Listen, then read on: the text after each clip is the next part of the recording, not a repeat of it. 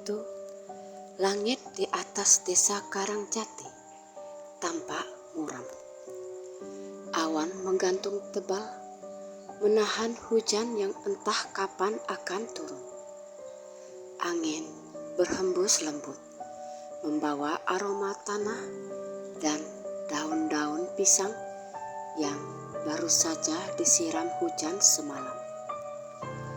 Di jalan desa yang berkelok, melewati sawah dan kebun jambu, seorang lelaki paruh baya mendorong gerobak kayu berisi aneka buah segar.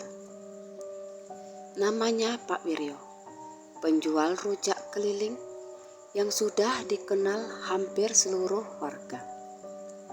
Suara roda gerobaknya berderit lembut setiap kali melintasi jalan berbatu. Di dalam gerobak tampak mangga muda, nanas, kedondong, jambu air, serta mangkok besar berisi sambal rujak yang dibuat dari gula merah, garam, cabai, dan sedikit terasi. Aromanya tajam, menggoda siapapun yang lewat.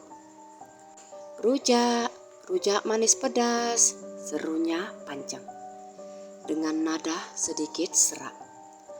Karena usia dan seringnya berteriak keliling kampung, tak ada yang menjawab kali ini.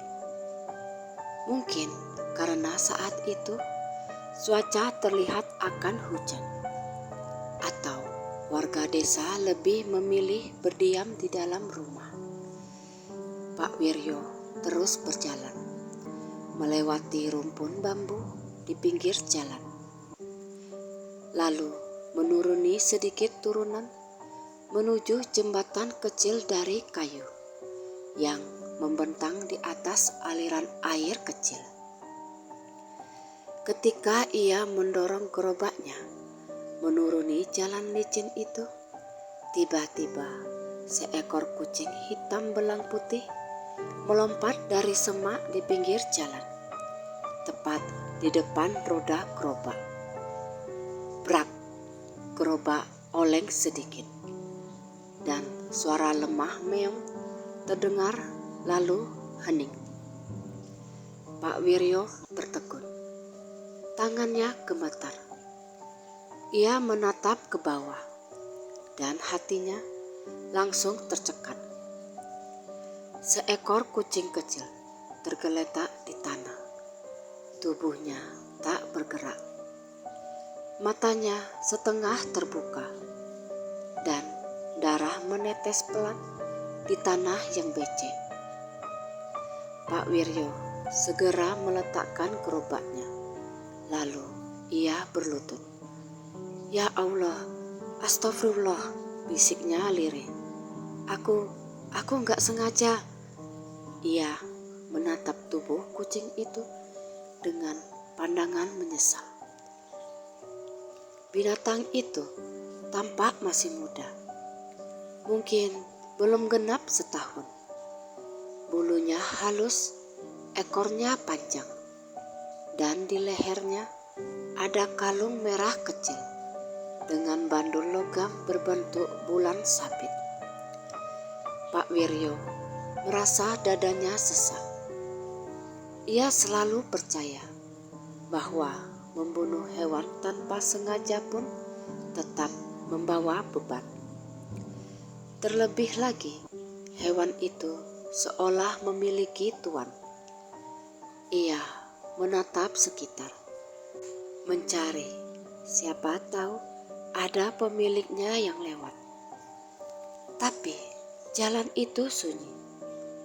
Hanya suara gemericik air dan semilir angin yang lewat di antara daun jambu. "Maafkan aku, Nak," ucapnya lirih. Setelah beberapa saat termenung, ia memutuskan untuk menguburkan kucing itu.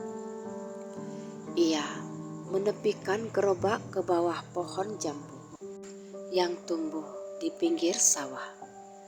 Dengan tangan kosong, Ia menggali tanah lembut menggunakan sendok buah besar yang biasa ia pakai. Ia menggali dengan hati-hati, menaruh tubuh kecil kucing itu di dalamnya, lalu menutupnya perlahan. Setelah menimbun seluruhnya, ia melepas kalung merah yang melingkar di leher kucing. Kalungnya biar aku simpan saja, sebagai pengingat kalau aku pernah berbuat ceroboh. Angin sore berhembus lebih dingin dari biasanya. Pohon jambu di atasnya bergoyang pelan, seolah ikut berduka. Daun-daunnya bergesekan, mengeluarkan bunyi lirih seperti suara bisikan. Pak Wiryo menarik nafas panjang. Entah kenapa, dadanya terasa berat, seperti ada sesuatu yang tertinggal di sana. Ia mengusap wajahnya, kemudian bangkit berdiri dan mendorong kembali gerobaknya pelan. Hatinya masih diliputi rasa bersalah. Namun sejak saat itu, sesuatu yang aneh mulai terjadi. Malamnya, setelah pulang ke rumah yang sederhana di ujung kampung, Pak Wiryo tak bisa tidur nyenyak. Rumahnya kecil, berdinding anyaman bambu. Hanya diterangi lampu minyak di pojok ruangan. Di luar sana, suara jangkrik bersahutan. Tapi malam itu ada suara lain ikut terdengar. Meong, meong. Pak Wiryo membuka matanya perlahan. Ia menatap ke arah jendela bambu yang sedikit terbuka.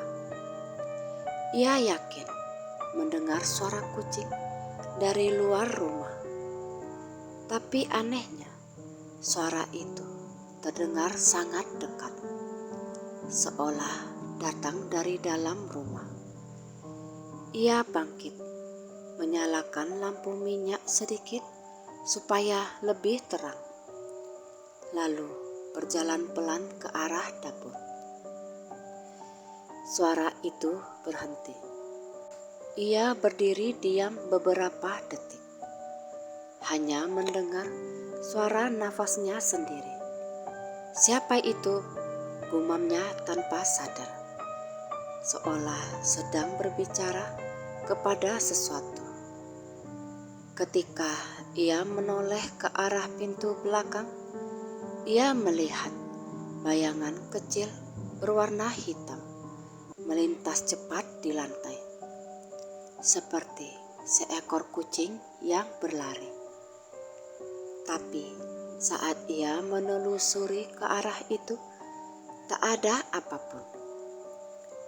Ia menghela nafas panjang, mencoba menenangkan diri. Oh, mungkin cuma perasaanku saja. Namun sebelum ia kembali ke kamar, lampu minyaknya tiba-tiba berkedip 2 kali, lalu menyala redup. Di sudut ruangan, tempat ia menaruh kalung merah milik kucing itu, tampak seperti ada sesuatu yang berkilau. Kalung itu bergetar sedikit, seolah baru saja disentuh seseorang. Dan dalam kesunyian itu terdengar suara halus, hampir tak terdengar. Terima kasih sudah menguburku dengan baik.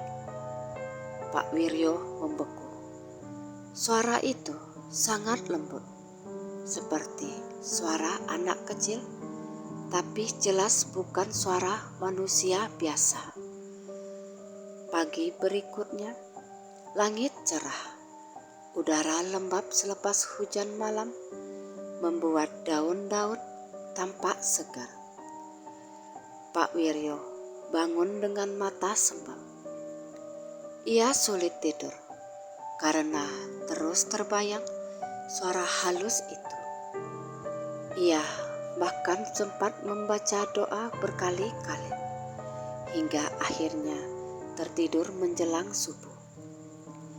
Namun meski tubuhnya lelah, pagi itu semangatnya masih kuat. Ia bertekad tetap berjualan karena hidupnya bergantung pada roda gerobak itu. Setelah sholat subuh, ia menyiapkan bahan-bahan rujak seperti biasa. Menumbuk sambal gula merah di cobek batu yang telah menghitam karena sering dipakai. Tapi sesuatu terasa berbeda. Begitu ia membuka pintu dapur, kalung merah yang semalam ia letakkan di meja kini tak ada lagi. Ia mencari di bawah meja, di sekitar lantai, tapi nihil. Ia ingat betul sudah menaruhnya di situ. Mungkin jatuh di luar, pikirnya dalam hati, meski hatinya agak gelisah. Ia pun berangkat seperti biasa, mendorong gerobak tua melewati jalan kampung. Udara pagi masih dingin, embun menetes dari ujung daun, dan ayam-ayam mulai berkokok. Namun sepanjang jalan ada sesuatu yang mengikuti. Ia tidak melihat langsung, tapi bisa merasakannya. Ada langkah-langkah kecil di belakang gerobak. Kadang seperti bunyi cakaran halus di kayu. Kadang seperti suara meong lirih yang datang dari bawah. Ketika ia berhenti di dekat pohon jambu, tempat ia mengubur kucing itu kemarin, bulu kuduknya berdiri. Entah kenapa, angin di tempat itu terasa lebih dingin dari biasanya. Tiba-tiba, dari sela-sela akar pohon, keluar seekor kucing. Bulunya hitam keperakan. Ekornya panjang dan di lehernya tampak kalung merah yang sama persis dengan yang ia simpan semalam.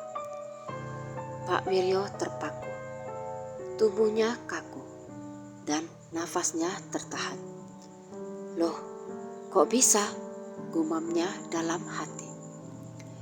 Kucing itu menatap lekat. Matanya bukan seperti mata kucing biasa.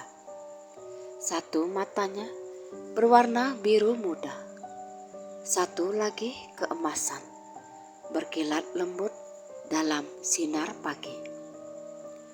Ia mengeong pelan, lalu menggesekkan tubuhnya di roda gerobak seolah-olah ingin ikut. Pak Wiryo bingung, tapi anehnya ia tak merasa takut. Ada hawa hangat yang mengalir di dadanya saat menatap makhluk itu. Ia berjongkok pelan dan mengulurkan tangan. Kamu kucing yang kemarin ya? Kucing itu hanya memejam sebentar, lalu membuka matanya lagi. Suara angin seolah berhenti sesaat. Pak Wiryo menatap kalung merah itu. Bandul logam bulan sabitnya kini berkilau lebih terang. Ia menatapnya lama, lalu tersenyum getir. Kalau kamu mau ikut, ya sudah, tapi jangan nakal ya. Kucing itu mengeong pelan, seolah-olah ia mengerti. Sejak saat itu, ia mengikuti kemanapun Pak Wiryo pergi berjualan. Awalnya, orang-orang kampung menganggapnya biasa saja. Bukan hal aneh jika ada beberapa pedagang yang membawa hewan peliharaan untuk teman jalan. Tapi lama-kelamaan mereka mulai memperhatikan ada sesuatu yang tak biasa. Setiap kali kucing itu duduk di dekat gerobak, dagangan Pak Wiryo selalu laris. Bahkan di hari-hari sepi, orang-orang berdatangan seperti tertarik aroma rujaknya.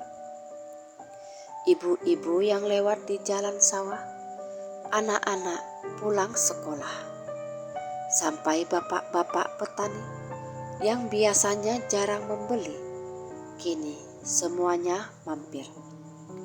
"Pak Wiryo, sambalnya makin enak aja loh," ujar Bu Rini, seorang pelanggan tetapnya.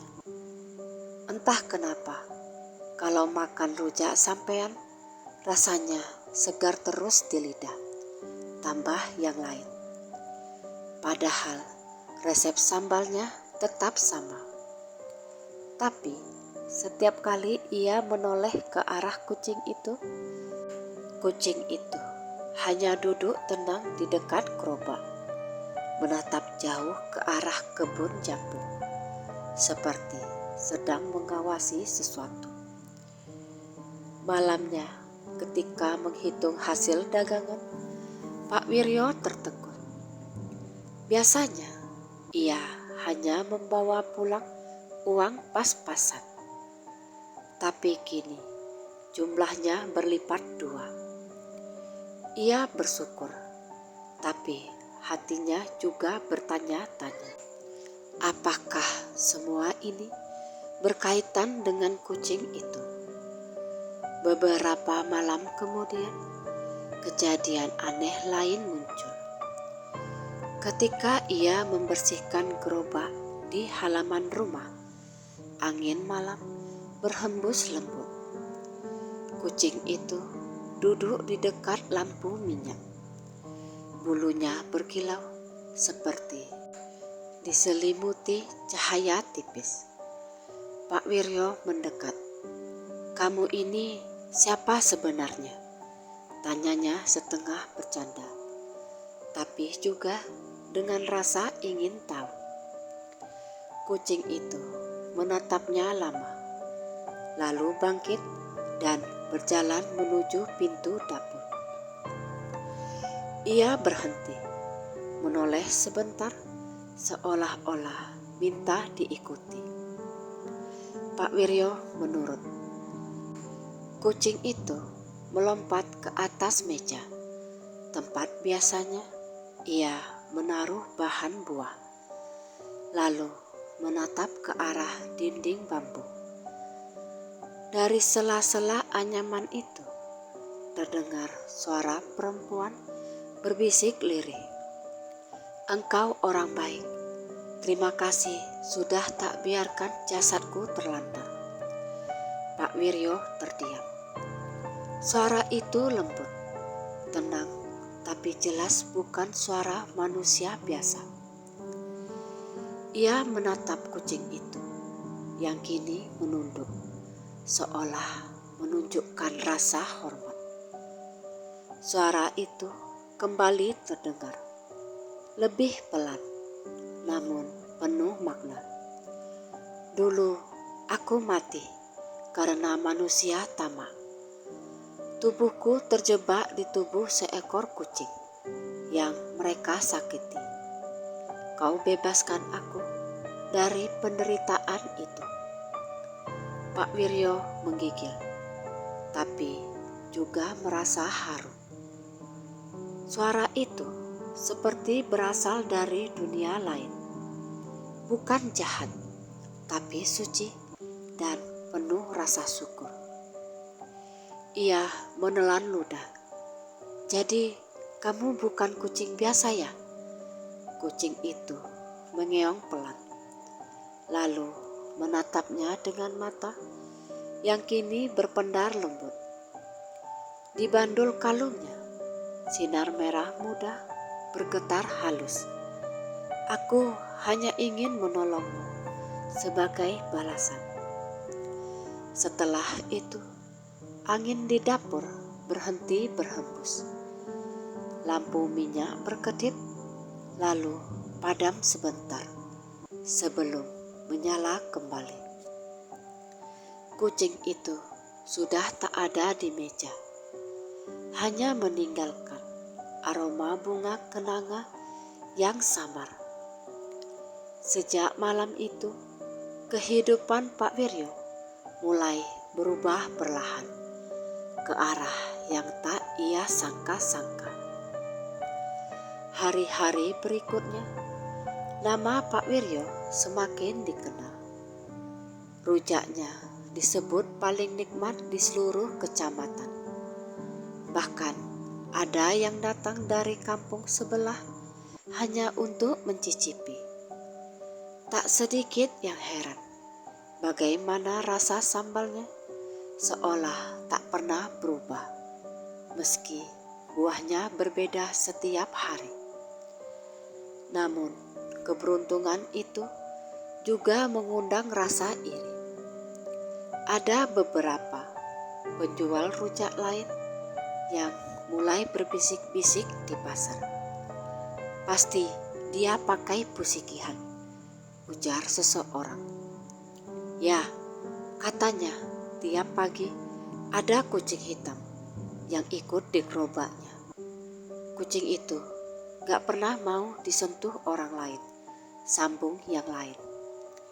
Desas-desus itu akhirnya sampai ke telinga warga, bahkan ke telinga Pak Lurah. Meski awalnya tak percaya, Pak Lurah meminta seseorang menyelidiki diam-diam.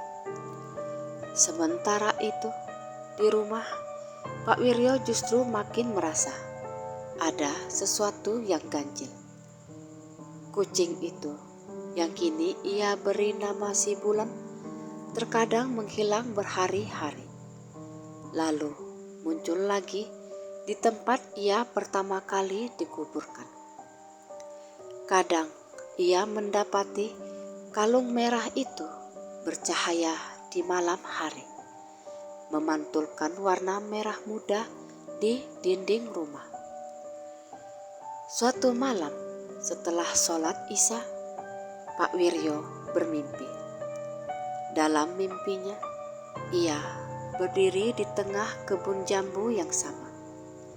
Di bawah pohon besar, tempat kucing itu dikubur dulu. Angin berputar pelan. Dari balik kabut tipis, muncul seorang perempuan muda, berpakaian putih lusuh. Wajahnya lembut, tapi matanya menyimpan kesedihan mendalam. Pak Wiryo, suaranya tenang. Sampean orang baik. Dulu tubuhku ini adalah kucing yang sampean tabrak. Tapi di dalamnya ada jiwaku yang terperangkap. Pak Wiryo menatapnya tak percaya. Jiwamu? Perempuan itu mengangguk pelan. Aku dulu manusia, cucu dari penjaga kebun jambu ini. Saat aku masih hidup, ada orang tamak yang ingin memiliki kebun ini. Mereka mengirimi santet agar aku mati muda. Jiwaku tersesat, lalu bersemayam dalam tubuh seekor kucing yang sering menemaniku semasa kecil. Air mata mengalir di pipinya. Aku terjebak bertahun-tahun, sampai akhirnya kau tanpa sengaja membebaskan tubuh itu dari penderitaan. Karena itu, aku menolongmu. Pak Wiryo menunduk, merasa terharu, lalu ia berkata, aku tak bermaksud apa-apa. Aku hanya merasa kasihan. Perempuan itu tersenyum lembut. Pertolonganmu itu sangat berharga. Tapi ingat, keberkahan yang datang lewat diriku ini hanya akan bertahan selama hatimu bersih. Seketika angin berhembus lebih kencang, membawa aroma bunga kenanga. Perempuan itu perlahan memudar, hanya menyisakan cahaya lembut berbentuk bulan sabit, sama persis dengan bandul di kalung merah si bulan. Pak Wiryo terbangun dengan keringat dingin. Suasana rumah sunyi, tapi samar-samar ia mencium aroma kenanga yang sama. Di lantai, kucing itu duduk menatapnya. Mata biru dan keemasannya memantulkan sinar lampu minyak yang temaram. Keesokan harinya, ujian besar datang. 2 orang warga datang ke rumahnya bersama Pak RT. Mereka menuduh Pak Wiryo memelihara jin pesugihan berbentuk kucing. Mereka bilang beberapa orang pernah melihat bayangan perempuan di sekitar gerobaknya saat malam hari. Pak Wiryo, kami hanya ingin tahu kebenarannya. Warga mulai resah, kata Pak RT berusaha menengahi. Pak Wiryo hanya terdiam. Ia bukan orang yang pandai bicara, tapi dalam hati ia merasa sedih. Ia tahu apa yang mereka lihat mungkin benar, tapi bukan seperti yang mereka kira. Kucing hitam itu muncul dari dalam rumah, berjalan pelan dan duduk di samping kakinya. Beberapa orang yang datang langsung mundur selangkah, ketakutan. Lihat, itu dia, bisik seseorang. Kucing itu kucing pesugihan. Pak Wiryo menunduk, lalu berbicara pelan. Kucing ini bukan jin, dia penolongku, dan aku gak punya apa-apa selain niat baik. Namun warga tetap tak percaya. Salah seorang di antara mereka berusaha mengusir kucing itu dengan melemparnya dengan batu kecil. Tapi batu itu tak pernah sampai. Batu itu berhenti di udara, lalu jatuh ke tanah dengan suara pelan, seolah ditahan sesuatu yang tak terlihat. Mereka semua terdiam ngeri. Dalam keheningan itu terdengar suara lembut perempuan yang sama dengan yang muncul dalam mimpi Pak Wiryo. Manusia yang berbuat tanpa kebencian akan selalu dijaga. Suara itu mengalun dari arah pohon jambu di kejauhan, membuat semua yang hadir merinding. Pak Wiryo menunduk. Kalian boleh percaya atau tidak, tapi aku gak akan menyakiti siapapun. Kalau kalian takut, aku akan berhenti berjualan. Kucing itu menatapnya pelan, lalu mengeok dengan suara lembut yang menenangkan. Pak RT akhirnya menepuk bahu Pak Wiryo. Sudahlah, mungkin ini hanya salah paham. Lagi pula tak ada bukti dia melakukan hal buruk. Biar kita amati saja dulu. Warga satu persatu pergi, tapi masih berbisik-bisik. Tapi sejak malam itu, keanehan di rumah Pak Wiryo semakin terasa. Lampu minyak sering menyala sendiri. Aroma bunga kenanga kadang muncul tanpa sebab. Namun anehnya, semua itu membawa ketenangan, bukan ketakutan. Bahkan beberapa kali, tetangga yang sedang sakit datang meminta air doa dari Pak Wiryo dan sembuh. Desa yang semula curiga mulai berubah pandangan. Mereka bilang rujak Pak Wiryo tak hanya lezat, tapi berkah.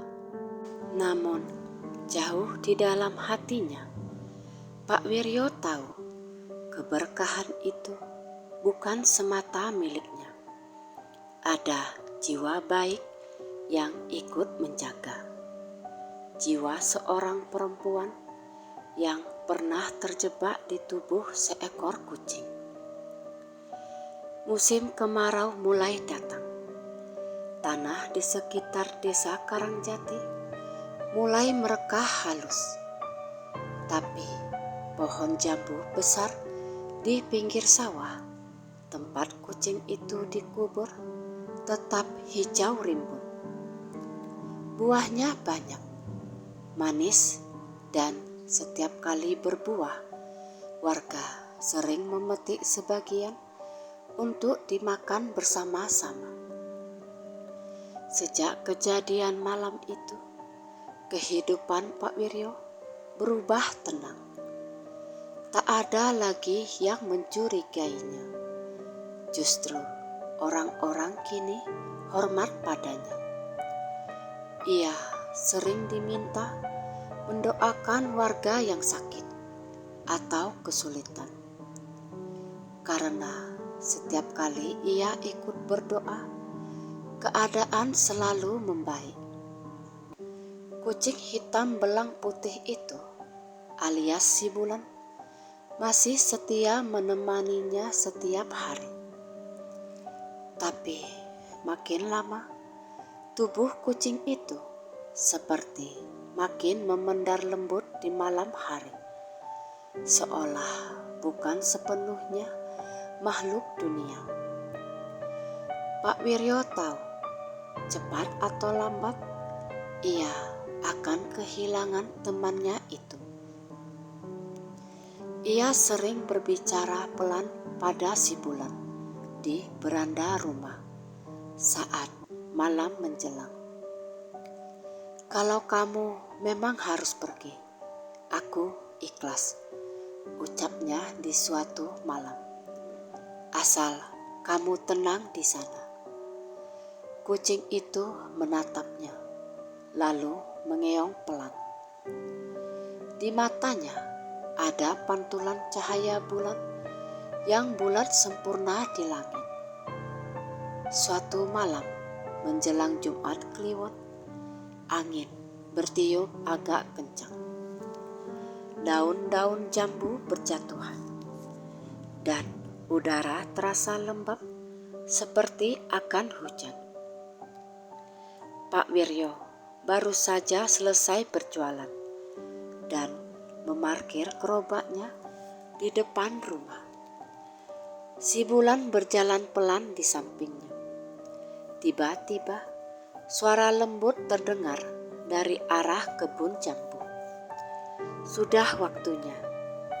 Pak Wiryo menoleh.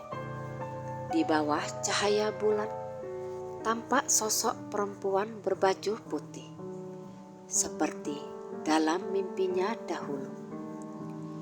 Wajahnya kini lebih tenang. Matanya lembut menatapnya. Ia tersenyum. "Terima kasih Pak Wiryo. Doamu selama ini membuatku bebas sepenuhnya.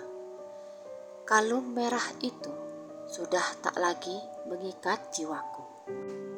Pak Wiryo menatap kalung yang masih melingkar di leher kucing itu.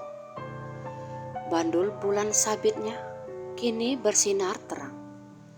lalu perlahan meleleh menjadi cahaya lembut yang naik ke udara dan menyatu dengan sinar bulan di langit. Kucing itu mengeong 1 kali, lalu menatap Pak Wiryo lama sekali. Sesaat kemudian, tubuhnya mulai memudar perlahan, seperti kabut yang tertiup angin. "Bulan," suara Pak Wiryo bergetar. "Terima kasih sudah menemani aku, Nak." Kucing itu tampak seperti tersenyum, lalu hilang tanpa jejak. Di udara hanya tersisa aroma bunga kenanga yang lembut.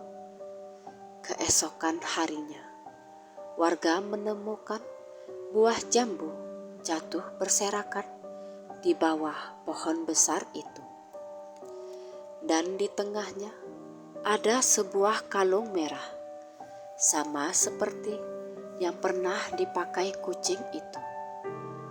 Tapi kini berubah menjadi manik-bening seperti kristal.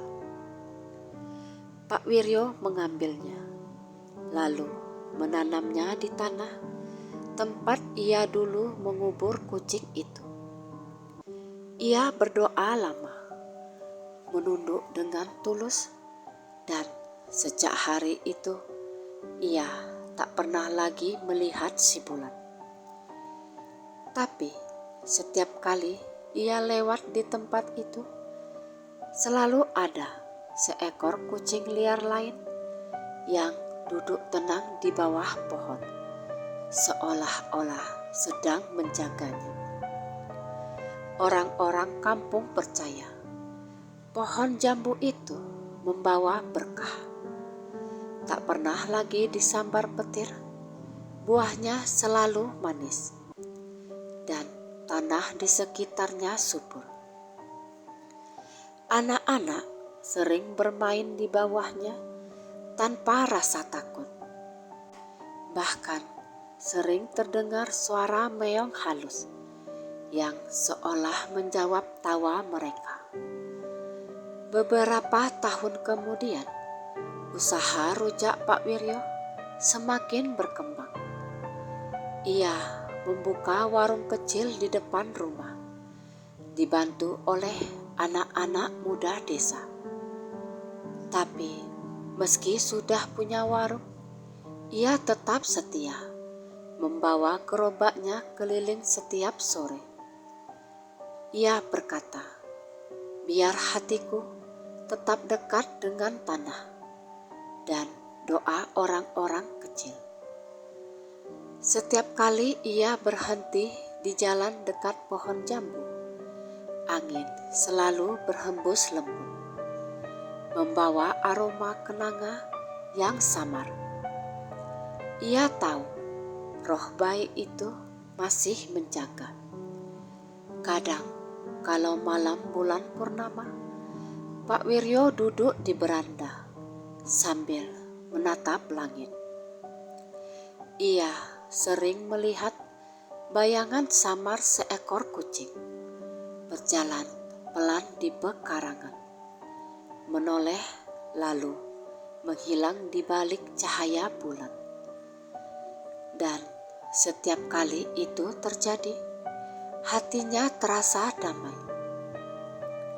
Suatu malam, saat ia menutup warungnya, seorang perempuan tua datang. Pakaiannya sederhana, matanya tajam tapi ramah. Ia membeli 1 porsi rujak, lalu berkata lembut, "Rujakmu ini terasa aneh, Nak. Seperti bukan dari tangan manusia biasa." Pak Wiryo tersenyum. "Saya cuma jualan, Bu. Mungkin yang Ibu rasakan itu karena saya selalu baca doa sebelum bikin sambalnya." Perempuan tua itu mengangguk pelan. "Teruskanlah seperti itu. Doa membuat makananmu jadi berkah. Ada makhluk dari alam lain yang ikut mendoakanmu. Kau tahu itu. Pak Wiryo hanya terdiam. Tapi di dalam hatinya, ia tahu siapa yang dimaksud. Perempuan tua itu tersenyum tipis. Bulan sabit itu kini bersinar di tempat yang semestinya. Jagalah hatimu tetap bersih, nak. Begitu perempuan itu pergi, Pak Wiryo sadar di tanah tempat ia berdiri tampak bekas jejak kaki kucing yang masih basah, seolah baru saja melangkah. Sejak malam itu, kehidupan di desa Karangjati berjalan damai. Tak ada lagi fitnah atau kecurigaan. Warga bahkan sering mengadakan sedekah bersama di bawah pohon jambu itu setiap bulan purnama. Mereka percaya tempat itu adalah tanah yang dijaga makhluk baik. Pak Wiryo hidup hingga tua dengan bahagia. Ia sering berkata pada anak-anak kecil yang membeli rujaknya, "Kalau kalian lihat kucing hitam dengan mata beda warna, jangan takut. Kadang mereka bukan pertanda buruk. Bisa jadi mereka sedang menjaga orang baik." Anak-anak tertawa. Tapi setiap kali mereka makan rujak buatan Pak Wiryo, entah mengapa rasanya selalu segar. Seolah ada tangan lembut dari dunia lain yang ikut mencampurnya dengan kasih. Dan setiap kali angin sore bertiup dari arah kebun jambu, daun-daun bergetar pelan, membawa suara halus seperti bisikan. Terima kasih karena telah memanusiakan jiwa yang terbuang. Pak Wiryo tersenyum setiap kali mendengarnya. Ia tahu itu suara bulan, sahabat kecil dari alam yang tak kasat mata, yang kini telah tenang dalam cahaya Sang Pencipta. Kebaikan tulus tanpa pamrih membuka pintu antara dunia, membebaskan jiwa yang tersesat dan menenangkan hati manusia yang sederhana.